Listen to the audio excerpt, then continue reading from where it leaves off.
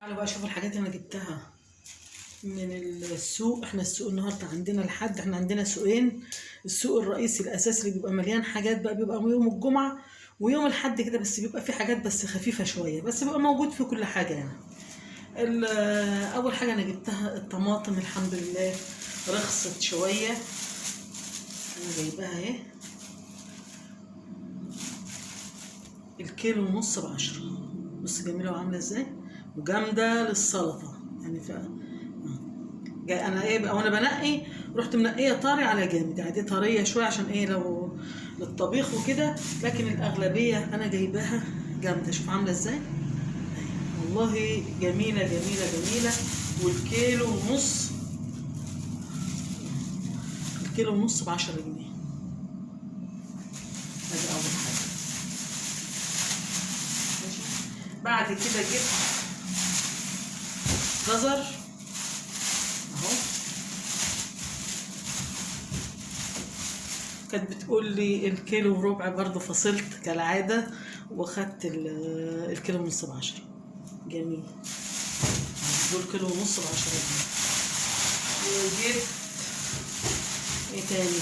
جبت كوسة، بس انا جايبة الكوسة كبيرة عشان انا هعملها بمكرونة كده بالجزر، فانا عايزاها ايه كبيرة مش محشي يعني.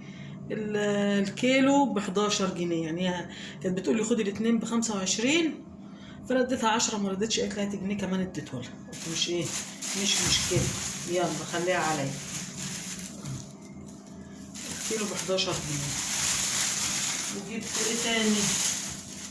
اساس البيت بقى البتنجان، كيلو ونص ب5 جنيه. ايه رايكم يا جماعه؟ اهو كيلو ونص ب5 جنيه بتنجان، عسل عسل عسل اهو.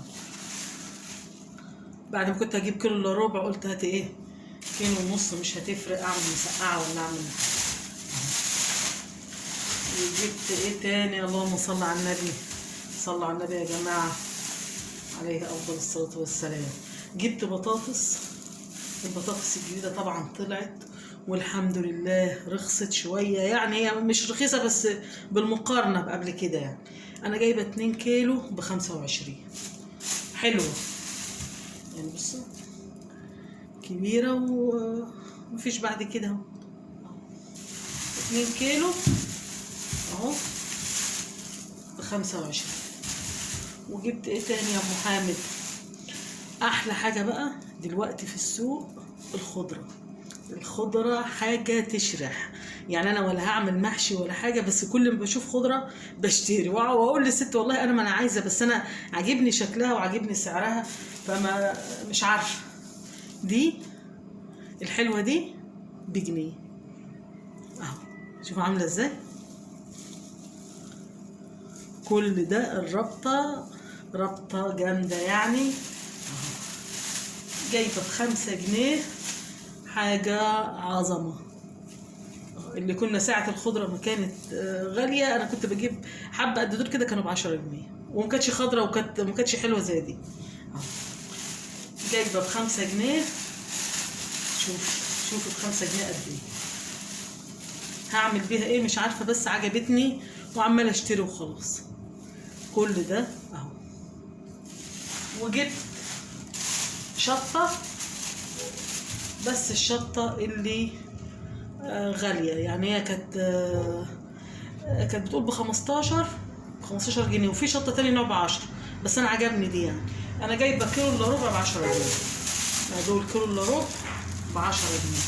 دي الأسعار بتاعة النهاردة.